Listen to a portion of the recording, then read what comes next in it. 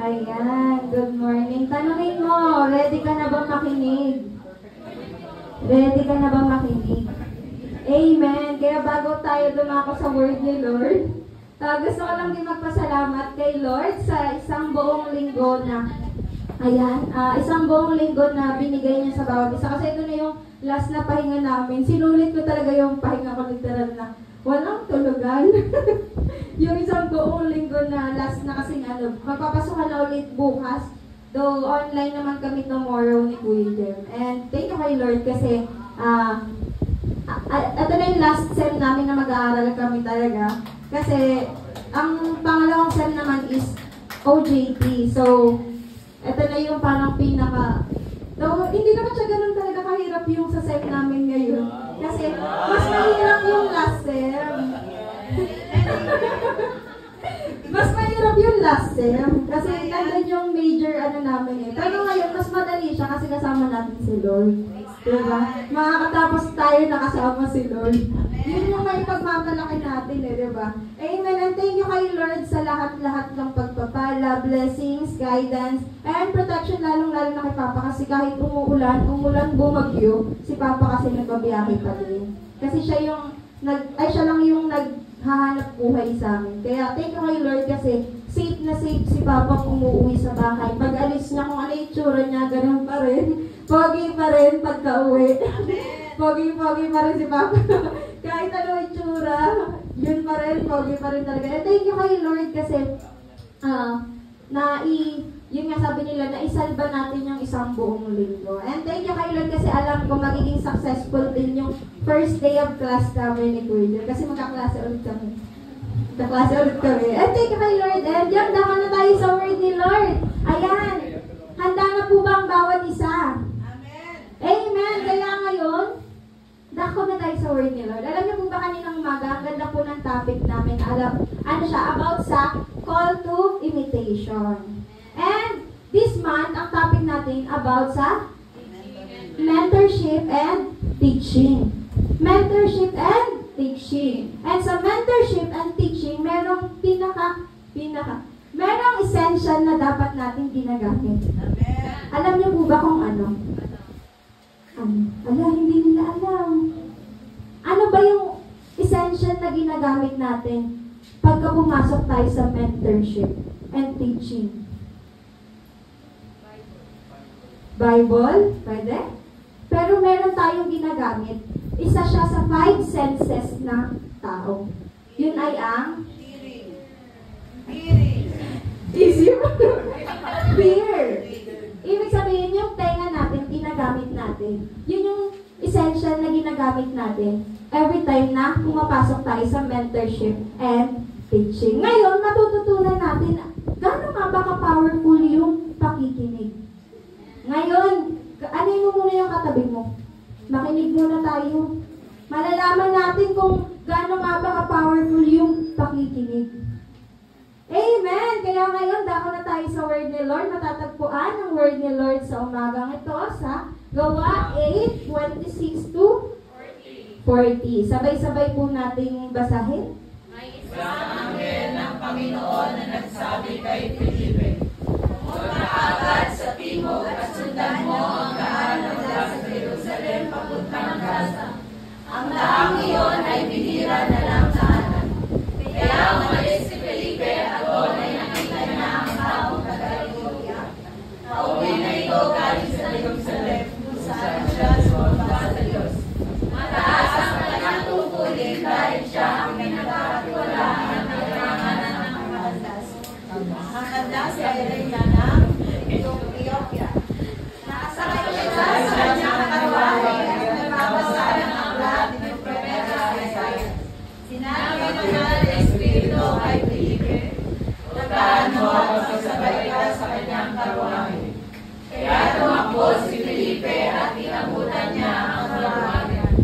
Narinig niyang nagbabasa ang opisyal ng aklat ni propeta Isaiah. Tinanong siya ni Felipe kung naunawaan niya ang kanyang binabasa. Sumagot ang opisyal, "Hindi nga eh. Paano mo maunawa ang wala ng mapanawagan sa amin?" Inanilaan niya si Felipe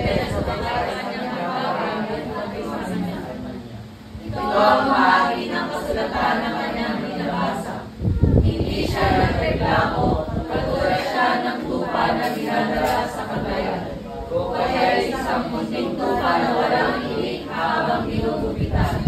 Inamak siya at tinagulan ng hindi tama. Walang mga pagsasabi tungkol sa kanyang mga lahi, dahil tinaikli ang kanyang buhay dito sa lupa. Sinabi ng opisyal kay Felipe, sabihin mo sa akin kung sino ang tinutukoy ng propeta, ang sarili ba niya o ibang tao. Kaya simula sa mga iyon ng kasulatan, pinaliwanag sa kanya ni Felipe ang magandang balita tungkol kay Jesus. Habang nagpapatuloy sila sa paglalakbay, nakarating sila sa lugar na may tubig. Sinabi ng opisyal kay Felipe, may tubig dito.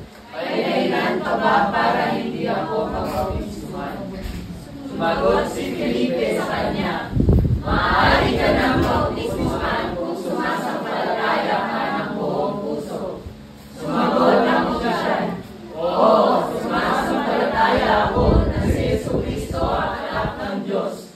Pinaling ko ng opisyal ang karwahe at lumusok silang dalawa sa tubig at pinautismuhan siya ng Felipe. Pagkaaw nila sa tubig, bigla na lang kinuha si Felipe ng Espiritu ng Panginoon. Hindi na siya nakikita ng opisyal, pero masaya siyang nagpatuloy sa kanyang paglalakbay. Namalaya na lang ni Felipe na siya nasa lugar na Azotus.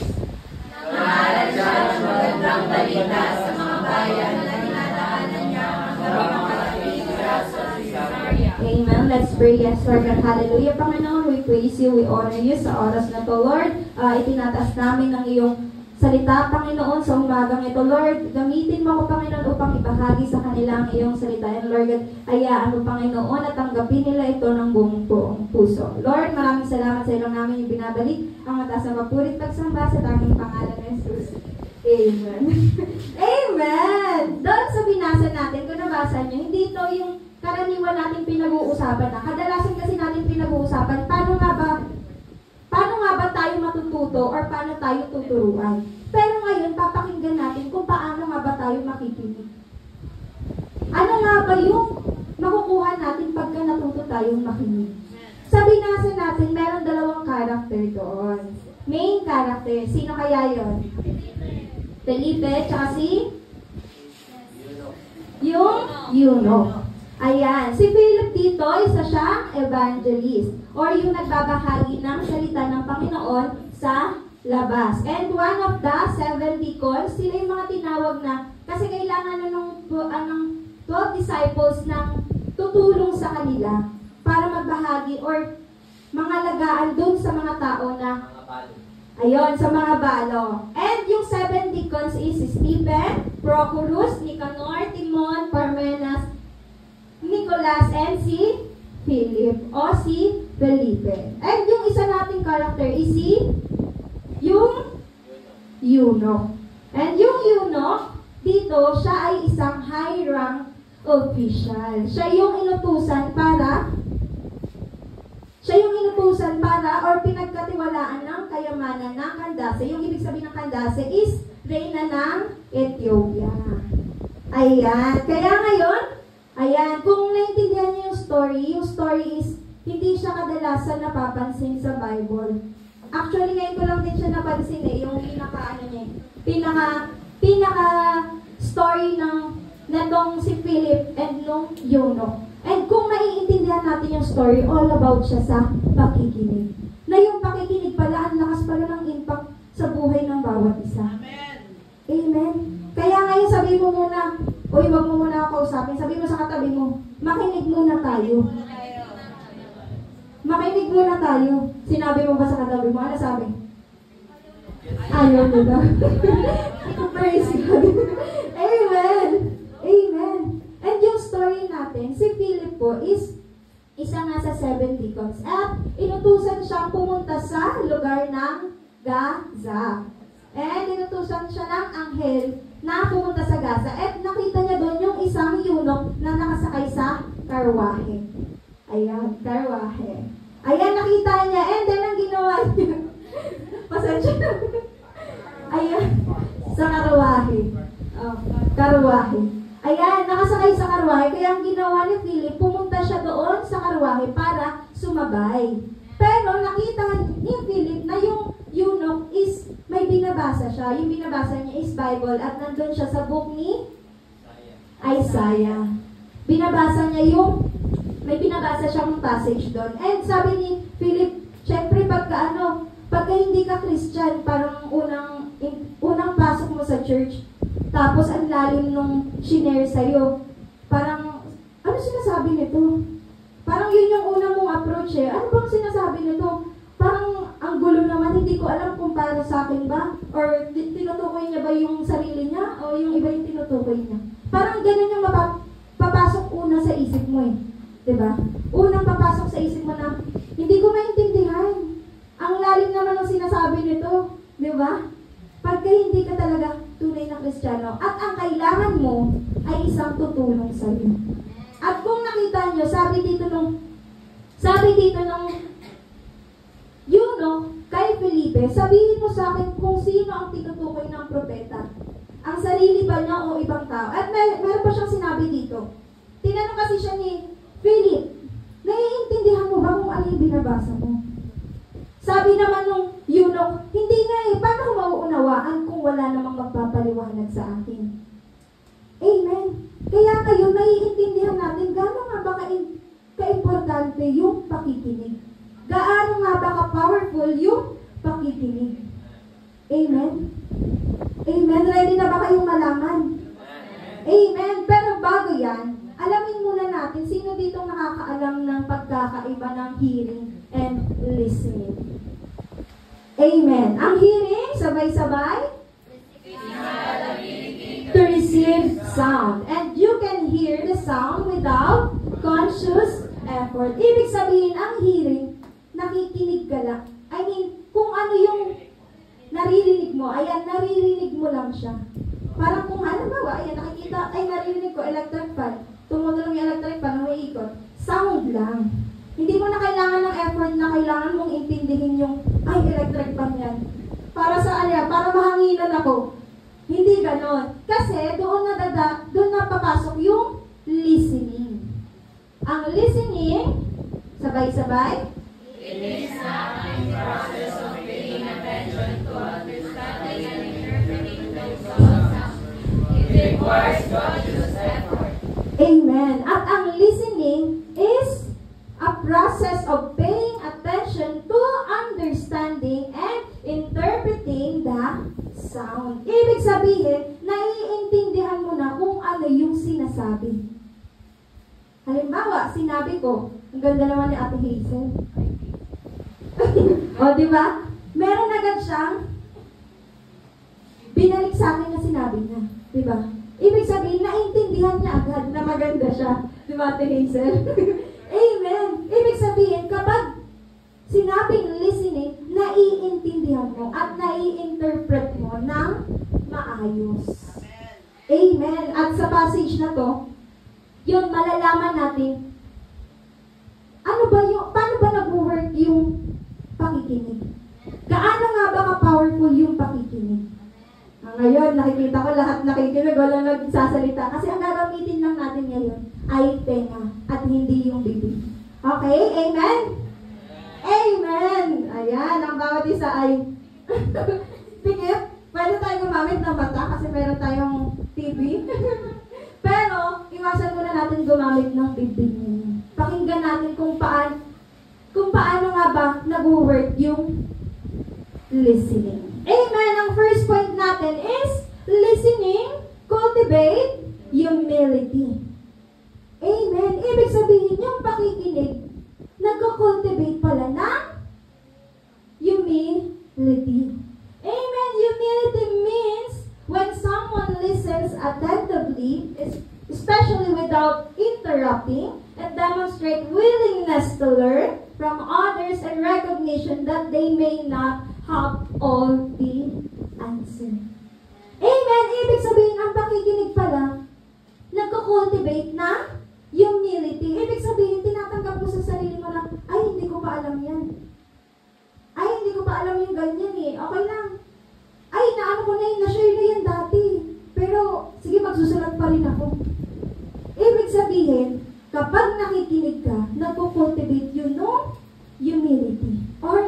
humbleness. Ibig sabihin, nagbibigay ka ng respeto kahit alam mo na yung tinuturo sa harap. Amen.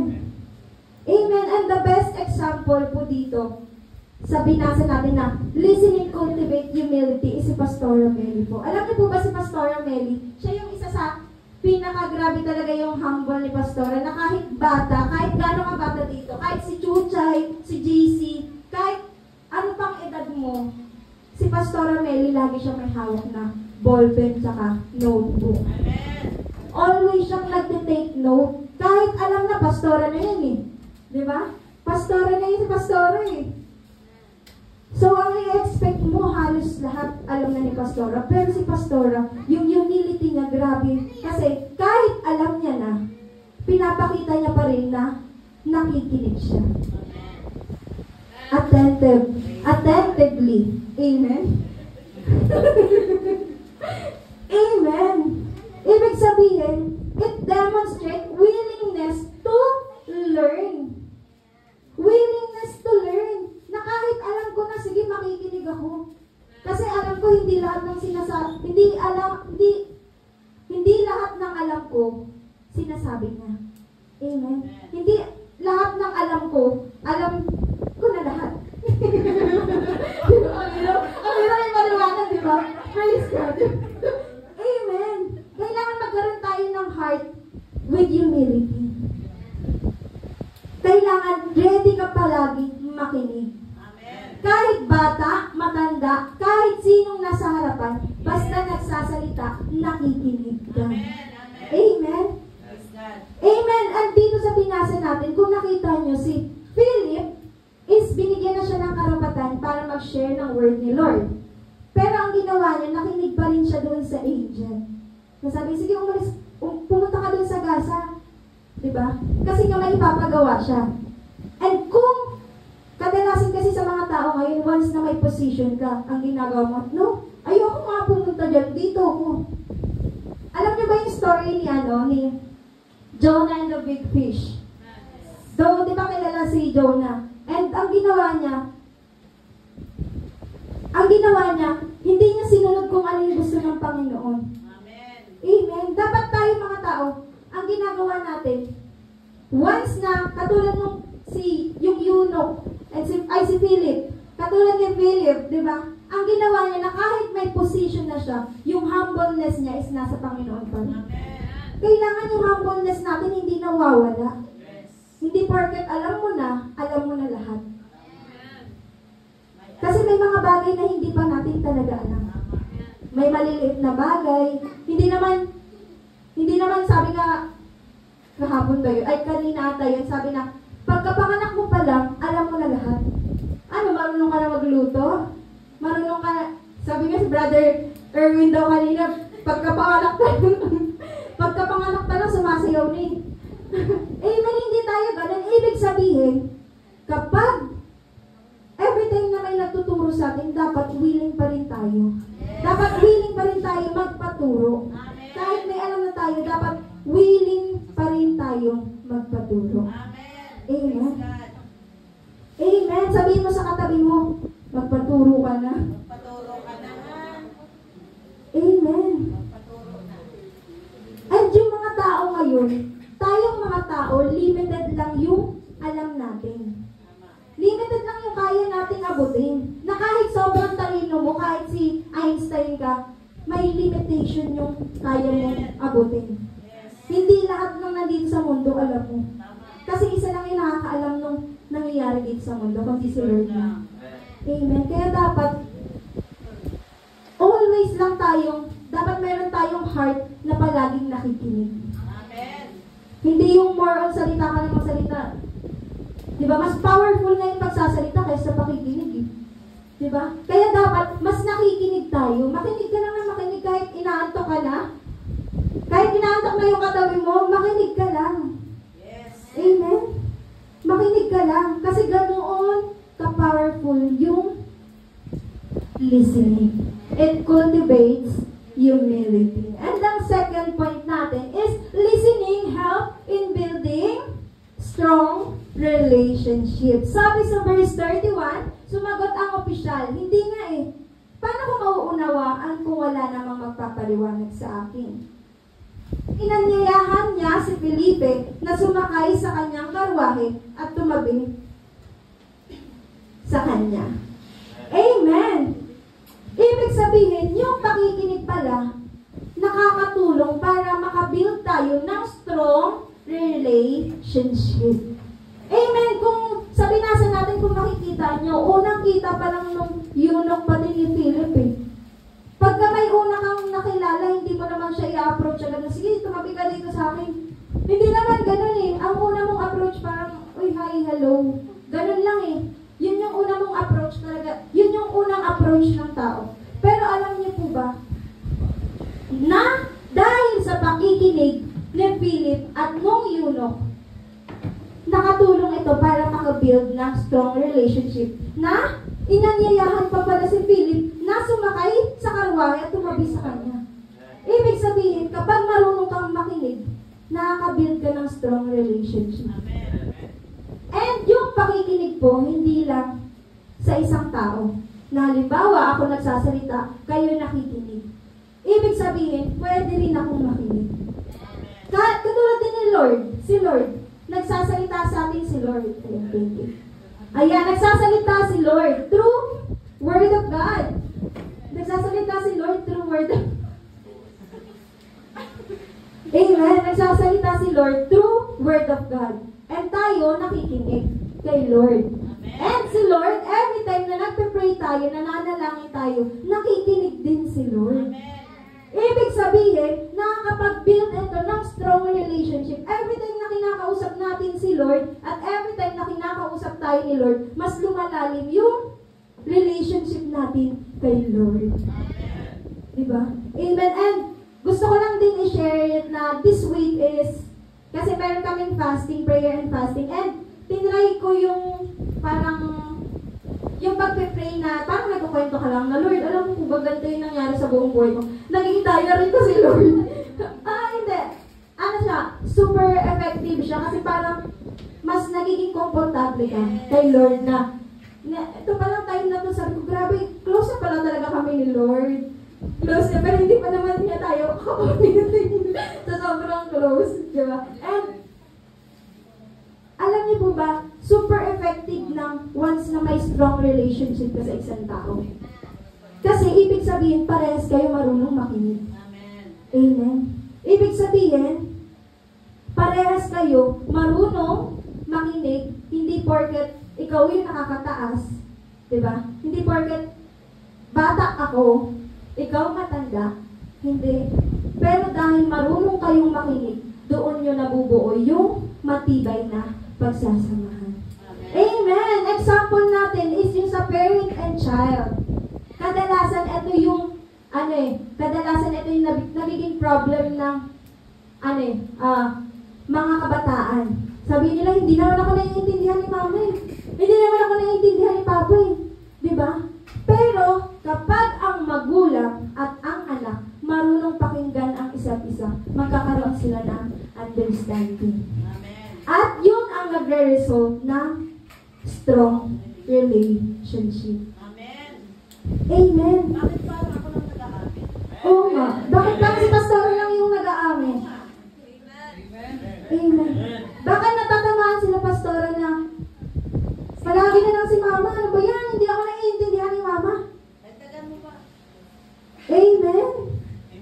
Amen. Kaya kayo sabihin mo sa sarili mo, papapakinggan ko na yung magulang ko. Amen. Amen. Since wala, may mga nanay naman dito, pero sige. Sa mga anak, sabihin mo, papakinggan ko na yung magulang ko. Amen. Sa mga nanay, sa mga magulang, papakinggan ko na yung anak ko. Papakinggan ko na yung anak ko. Mukhang may tumatawa dito ah. Amen. Dapat marunong tayo, vice versa siya. Ibig sabihin, makikinig yung anak at makikinig yung magulang. Amen. Amen. Hindi one way lang siya. Na one way lang eh. Hindi ko siya pakinggan yung sarili niya lang. Amen. Kailangan pinapakinggan mo yung magkaparehas ng panig. Yes. Go. Hindi ka tinatawag na bias. Amen. Huwag tayo maging bias kasi si Lord, ano nga si Lord eh? Just nga si Lord eh. Amen. Kung ano yung ginagawa natin dito sa lupa, yun yung makikita niya once na nagkaroon ng judgment din. Amen. Amen. Kaya ngayon, pinapaalala sa atin na always lang tayong makikinig. Always tayong makinig. Piliin nating makinig. Huwag agad tayong magsasalita. Huwag pangunahan ng bibig bago tenga. Amen? Amen. At once na hindi tayo marunong makinig, syempre, both sides is, yung parent and child is magkakaroon ng misunderstanding. Once na hindi marunong makinig yung nanay na sabi niya, ako yung nanay mo eh. Ako yung mas matanda sa'yo eh. Ba't hindi ka nakikinig sa akin? Amen? Ibig sabihin, pinapaalala lang sa atin dito na hindi porket mas bata ka or mas matanda ka, hindi ka na makikinig. Ibig sabihin, ganito ka powerful yung pakikinig.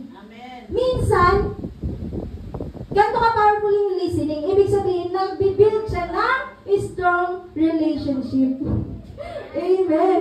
At kung hindi ka nakikinig, ayan, alam mo na. Huwag tatakpan ng tenga. Huwag tatakpan ng tenga, hindi yung sinabi sa'yo na, sinabihan ka na, ganito. Bawal ka ng ganito, bawal ka muna mag-boyfriend. Gusto ko na may. Amen. Amen.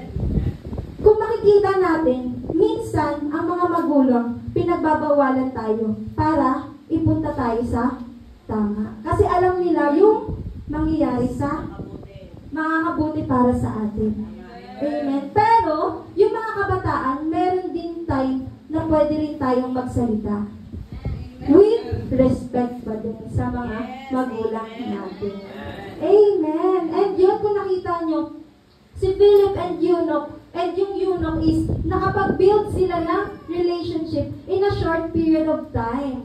Na kahit ganito lang ka-exe, ganito lang yung pinag-usapan nila, binahagi niya lang si Jesus doon sa eunuch. Pero yung relationship nila, umabot sa point na pinasabay niya pa si Philip doon sa biyahe nila.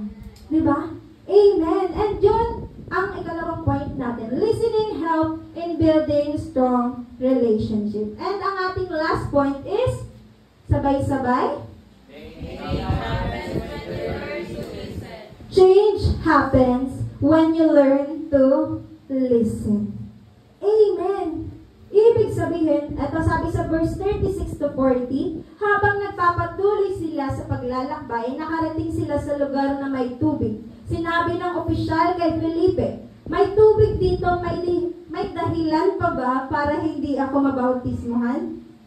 Sumagot si Felipe sa kanya, maaari ka ng bautismuhan kung sumasampalataya ka ng buong puso. Sumagot ang opisyal, oo, sumasampalataya ako na si Jesucristo ang anak ng Diyos. Verse 38, pinahinto ng opisyal ng karwahe at lumusong silang dalawa sa tubig at binautismuhan siya ni Felipe.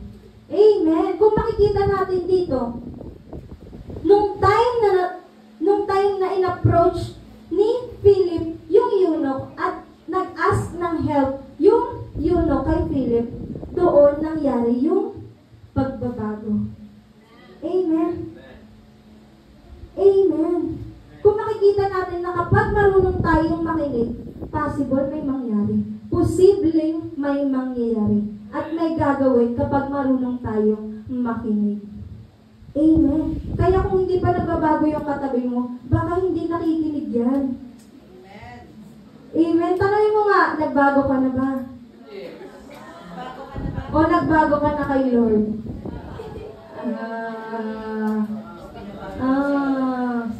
Kaya siguro hindi na nakikinig kasi nagbago na kay Lord. Amen? Amen.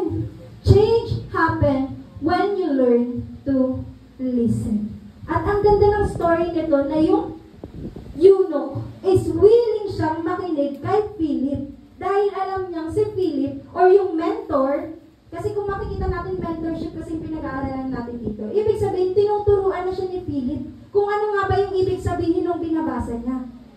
Amen. Willing siyang makinig na kahit ang taas ng pwesto niya. Diba? High rank official siya. Parang kung ikaw isa kang high rank official, sige nga tayo mga mahihirap. Try natin lapit tayo kay President. Amen. Mahihirapan tayo kung tayong mga mahihirap. O tayong mga walang pwesto, mahihirapan tayong lumapit sa mataas. Amen. Pero dito kung makikita natin, grabe yung humbleness no, Kasi na kahit ang taas niya, pinili niya pa rin makinig. Pinili niya pa rin makinig kay Philip. Sa pangkaraniwang tao. Amen. Mas pinili niya pa rin makinig na alam niya sa sarili niya, hindi niya naiintindihan kung anong binabasa niya. Kaya ngayon, kung hindi niyo naiintindihan yung mga bagay na binabasa niyo ngayon sa Bible, pwede kayong lumapit sa mga ate, kuya niyo, o kaya sa mas nakakabata sa inyo, na, uy, naiintindihan mo ba to? Amen? Dapat willing tayong lumapit kahit na ano pa yung edad nung tatanungan natin. Amen? Amen. Sabi nga, di ba, dapat humble tayo. Kasi doon, papasok yung tinatawag na change. Na kapag marunong ka ng makinig, doon magsisimula yung pagbabago. At kung nakita nyo, sa pakikinig ng eunuch, doon niya napag-decide na magpabaptize. Amen? Ibig sabihin, short period of time lang yun Ang isinan siguro mga ilang oras lang yun, pero yung heart niya, sa pakikinig niya lang kay Philip, ang ginawa niya, nagpabaptize agad siya. Pero kadalasan sa mga tao ngayon, 1 taon na, 2 taon na, hindi pa rin nagbabago. Amen. Dahil kulang sa pakikinig. Kulang sa pag-intindi. Amen. Amen. Kaya ngayon, pinapaalala sa atin ngayong umaga na makinig tayo. Dahil yung pakikinig natin ang makakatulong sa atin para magbago tayo. Amen. Change happens when a person you're talking to is know how to listen. Kaya ngayon, piliin na natin makinig. Sabihin mo sa katabi mo, makinig na tayo. Para magbago na tayo. Para magbago na tayo. Amen. Amen. Kaya ngayon nalaman na natin kung gaano nga ba ka-powerful yung pakikinig. Ngayon, tanungin mo yung katabi mo, willing ka bang makinig? Anong sabi? Anong sabi? Willing daw. Ngayon, nakita ni Pastor, nakita ni Lord na sabi mo, willing ka. Kaya simula sa susunod na linggo, may dala ka ng ballpen, may dala ka ng notebook, nagsusulat ka na at attentive ka nang nakikinig sa harap. Attentive ka nang nakikinig sa harap, hindi yung nagsiselfone ka, nagpe-Facebook ka habang may nagsasalita sa harap. Huy, gising! Hindi, tulog ka habang may nagsasalita sa harap. Ganun ba yung pakikinig? No. Ibig sabihin, naririnig mo lang pero hindi mo pinakikinggan. Hindi mo naiintindihan. Ngayon, nakita na namin kung sino yung mga nag-yes. Baka next week, may mga dala na sila, mga backpack na dito. Huwag naman po kayo magdadala ng backpack. Ang kailangan lang po, notebook, ballpen, Bible, and syempre, yung attention ninyo. At yung tenga nyo, kailangan, kung gusto nyo, magbago. Amen! Kung gusto nyo matuto. Amen.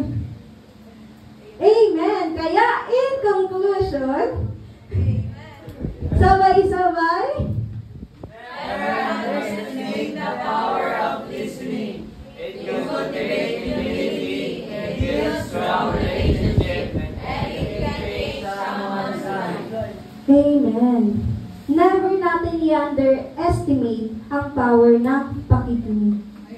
Kasi it cultivates humility, build a strong relationship and can change someone's life. At dito po tayo magtatapos sa Kawikaan 12 verse 15. Ang akala ng hangal ay palagi siyang tama, ngunit ang tao marunong ay nakikinig sa payo. Kaya kung hindi ka nakikinig, isa kang hangal. To God be all the glory.